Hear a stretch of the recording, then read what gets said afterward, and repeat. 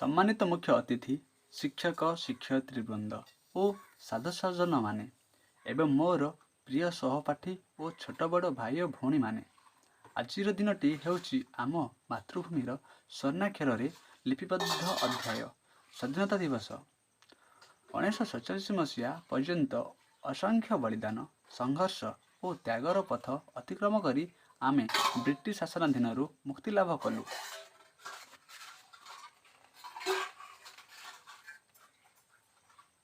महात्मा गांधींकर अहिंसार अस्त्र भगत सिंह सुभाष चंद्र बोसଙ୍କର देशप्रेमर ज्वाला सबकिछि मिसी स्वाधीनतार सूर्य उदय कला। आमर कर्तव्य हेउछि एही स्वाधीनता को न्याय समता और भातृत्वर मूल्य रक्षा करिबा। आसंतु आमे समस्ते समृद्ध शिक्षित और सुशील भारत गढ़ा प्रतिश्रुतिबद्ध हेबा। एति कही मु मोर वक्तव्य शेष करुछि। वंदे मातरम। जय हिंद, जय भारत। धन्यवाद।